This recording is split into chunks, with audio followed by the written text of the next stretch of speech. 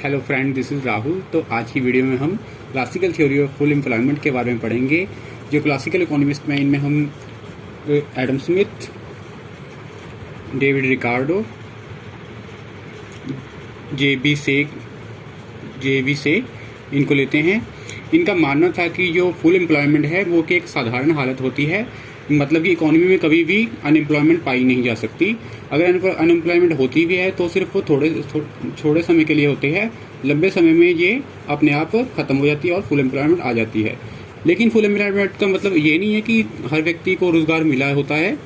इसमें जो व्यक्ति काम करने के लिए इच्छुक और योग्य होता है, सिर्फ वो काम पे लगा होता है।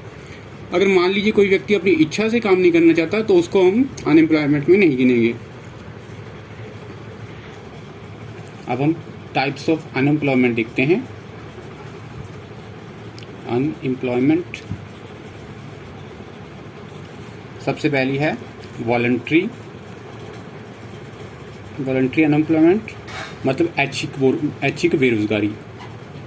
इसका मतलब है कि कोई व्यक्ति है वो अपनी इच्छा से काम नहीं करना चाहता, मतलब उसे काम तो मिल रहा है लेकिन वो करना नहीं चाहता। मान लीजिए जैसे कोई व्यक्ति है, उसको मिल रहा है 10,000 पर मंथ पे काम मिल रहा है, लेकिन वो कहता है मुझे तो 15,000 रुपये चाहिए। तो इसका मतलब है उसे काम तो मिल रहा है लेकिन वो करना नहीं चाहता, तो उसे हम वॉलंटरी अनएम्प्लॉयमेंट बोलेंगे। सेकंड है सीजनल अनएम्प्लॉयमेंट होती है मौसमी बेरोजगारी, मतलब मौसम के हिसाब से जो चेंज होती है। जैसे बर्फ़ के कारखाने हैं वो सर्दी के मौसम में बंद हो जाते हैं, तो वहाँ के जो लेबर होते हैं वो अनएम्प्लॉयड हो जाते हैं। इसको हम फुल एम्प्लॉयमेंट में गिनेंगे क्योंकि ये बाद में फिर से एम्प्लॉयड हो जाएंगे। थर्ड है हमारा, नेक्स्ट आती है हमारी फ्रिक्शनल अनएम्प्लॉयमेंट। फ्रिक्शनल अनएम्प्लॉयमेंट मतलब संघर्षात्मक बेरोजगारी। ये फ्रिक्शनल होती है, जो मान लीजिए जब कोई लेबर होता है वो उसको मान लीजिए किसी और स्टेट में काम मिल रहा है लेकिन वो जाना नहीं चाहता, तो इसको हम फ्रिक्शनल बोल रहे हैं। मान लीजिए पंजाब का लेबर है और काम उसको बम्बई में मिल रहा है लेकिन वो अपनी मर्जी से जाना नहीं चाहता, तो इसको हम बोलेंगे फ्रिक्शन अनएम्प्लॉयमेंट या संघर्षात्मक बेरोजगारी। नेक्स्ट आता है टेक्नोलॉजिकल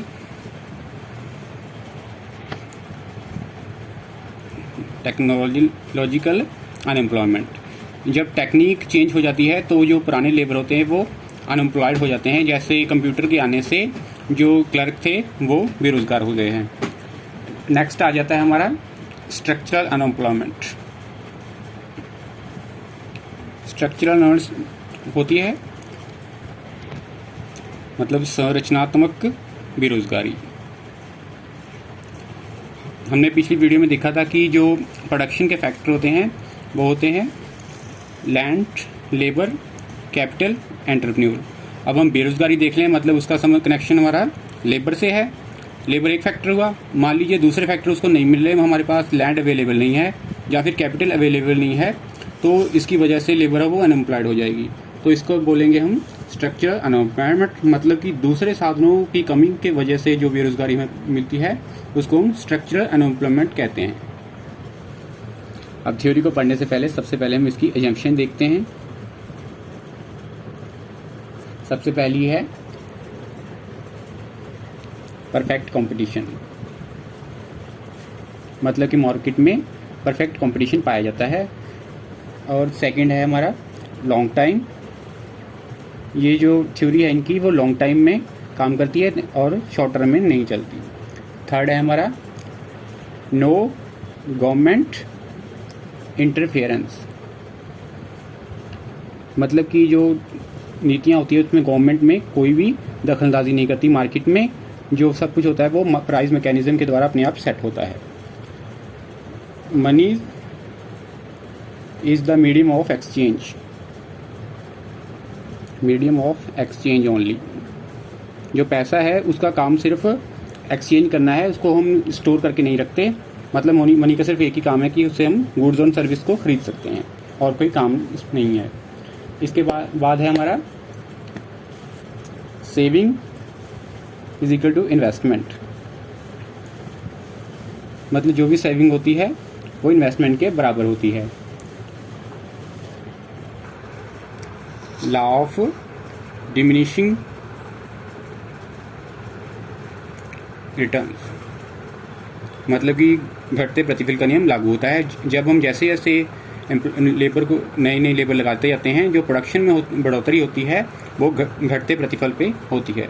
नेक्स्ट है नो चेंज इन टेक्निक, मतलब कि टेक्निक में कोई भी चेंज नहीं होती है। अब इसके बाद हम क्लासिकल मॉडल देखते हैं। अब हमें लेवल ऑफ एम्प्लॉयमेंट निर्धारण करना है। तो लेवल ऑफ एम्प्लॉयमेंट हमारा निर्धारण होता है जहाँ पे demand for labour and supply of labour दोनों आपस में बराबर होते हैं, वहाँ पे हमारा एम्प्लॉयमेंट लेवल निर्धारण होता है। तो सबसे पहले हम देखते हैं डिमांड फंक्शन। ये हमारा डिमांड फॉर लेबर, जो लेबर की डिमांड है वो प्रोडक्शन करने के लिए की जाती है। तो जो लेबर को वेज रेट दी जाती है वो उसकी marginal physical productivity into price के द्वारा दी जाती है। मार्जिनल फिजिकल प्रोडक्टिविटी मतलब है जो सीमांत मजदूर है उसके द्वारा जितना उत्पादन किया जाता है उसको कीमत से गुना करके उसे वेजेस दिए जाते हैं। मान लीजिए पहले हमारे पास 10 लेबर लगाए हुए थे और वो 100 यूनिट्स वीट्स प्रोड्यूस कर रहे थे। अब हम मान लीजिए 11वां लेबर लगा देते हैं, एक लेबर और लगा लिया 10 + 1, तो जो प्रोडक्शन होगा वो मान लीजिए 105 हो गया। मतलब कि जो हमारा 11वां लेबर है उसने 5 यूनिट वीट प्रोड्यूस किया है और वीट की कीमत मान लीजिए 20 रुपीज़ है।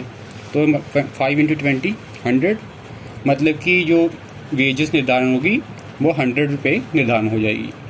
अब हमारी ये वेजेस होगी प्राइस में, और रियल वेजेस देखना हो तो ये पी को नीचे ले आएंगे = मार्जिनल फिजिकल प्रोडक्टिविटी, मतलब उनको जो रियल वेजेस है वो मार्जिनल फिजिकल प्रोडक्टिविटी के बराबर होती है। तो यहाँ पर उनकी जो रियल वेजेस है वो 5 यूनिट्स वीट होगी। जो लेबर की डिमांड है उसकी रियल वेजेस के बाद उसका इन्वर्स रिलेशनशिप होता है इस तरह से। ये इस साइड पे हम रियल वेजेस ले लेते हैं और इस साइड है डिमांड, ये हमारी डिमांड फॉर लेबर है। जब हमारी वेज रेट W है, W1 ले लेते हैं इसको, W1 है तो N1 लेबर की डिमांड की जाती है। मान लीजिए वेज रेट घटकर W2 हो जाती है तो जो डिमांड फॉर लेबर है वो N1 से N2 हो जाती है। मतलब कि रियल वेजेस और डिमांड फॉर लेबर में इन्वर्स रिलेशनशिप होता है और उसका जो कर्व होता है वो डाउनवर्ड होता है, इसको हम W1 लिख लेते हैं। अब हम देखते हैं सप्लाई ऑफ लेबर। अब इसके बाद हम देखते हैं supply of labour. Supply of labour का हम कनेक्शन होता है जो W/P मतलब रियल वेजेस के साथ वो पॉजिटिव रिलेशनशिप होता है इस तरह से। जब वेज रेट है जो W/P1 है तो जो N1 लेबर की सप्लाई की जाती है। जब ये वेज रेट बढ़ जाती है, रियल वेजेस बढ़ गई, तो जो सप्लाई है वो N2 हो जाती है।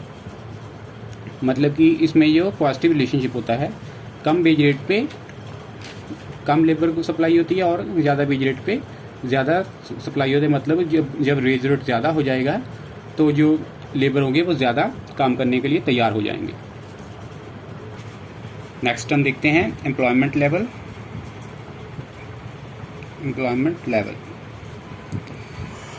हमने पहले डिमांड फॉर लेबर देखी थी और ये सप्लाई ऑफ लेबर। जहाँ पे ये डिमांड और सप्लाई लेबर की बराबर हो जाती है, ये डिमांड फॉर लेबर है और ये सप्लाई फॉर लेबर है। ये डिमांड सप्लाई, यहाँ पे वो ई पॉइंट पे ये कट कर रहे हैं, मतलब यहाँ पे W/P ये वेज रेट हो गई और N1 मतलब कि इतने लोगों को रोज़गार मिलेगा और यहाँ पे डिमांड और सप्लाई दोनों बराबर हो जाती है। इसको फुल एम्प्लॉयमेंट की अवस्था कहा जाएगा। ये दीर्घकाल में सभी लोगों को काम मिल जाएगा। और पीगू ने बताया था कि अगर कहीं बेरोज़गारी पाई जाती है तो हमें वेज रेट को कम कर देना चाहिए, इससे जो है बेरोज़गारी फिर से नॉर्मल हो जाएगी। इसका मतलब है कि जो क्लासिकल इकोनॉमिस्ट ने उन्हें बताया है कि जो फुल एम्प्लॉयमेंट है वो एक साधारण अवस्था है, कभी भी इकॉनमी में अनएम्प्लॉयमेंट नहीं पाई जा सकती। अब हम आउटपुट फंक्शन देखते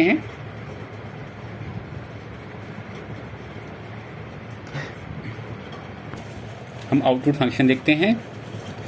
और सबसे पहले हमने जो लेवल ऑफ एम्प्लॉयमेंट निर्धारण किया था वो हमारा ई पॉइंट पे था। यहाँ पे N पे हमारा ये फुल एम्प्लॉयमेंट है और ये वेज रेट है W/P। ये वेज रेट निर्धारण हो रहा है। इस वेज रेट पे सभी वो व्यक्ति जिनको जो वो काम करना चाहते हैं उनको काम मिल रहा है। अब इस पे हमने देखना है कि इनक आउटपुट है वो कितना है। हमने जो बायोएक्शन में देखा था कि जो घटते प्रतिफल का नियम लागू होता है, इसलिए जैसे जैसे हम नंबर ऑफ लेबर को लगाते जाएंगे, जो प्रतिफल है हम वो घटने प्रतिफल पर मिलेगा। इस तरह जो हमारा आउटपुट फंक्शन है वो इस तरह बनेगा। और यहाँ पे हमारा जो मतलब इतना हमारा टोटल प्रोडक्शन होगा। ये n हमारी लेबर है, ये हमारे घटते प्रतिफल का नियम लागू हो रहा है। मतलब कि जैसे जैसे हम लेबर को लगाते जाते हैं हमारा जो आउटपुट है वो बढ़ता है, लेकिन घटती दर से बढ़ता है। मतलब production is a function of number of labour. जितने लेबर जैसे लेबर लगाएंगे जो प्रोडक्शन है वो बढ़ता जाएगा। तो ये था हमारा classical theory of full employment. मतलब कि क्लासिकल इकोनॉमिस्ट ने जो बताया था कि जो फुल एम्प्लॉयमेंट है वो एक साधारण अवस्था है, कभी भी इकोनॉमी में अनएम्प्लॉयमेंट नहीं पाई जा सकती। ये क्लासिकल थ्योरी थी हमारी। इसके बाद हम क्वांटिटी थ्योरी ऑफ मनी के बारे में पढ़ेंगे। Thanks for watching.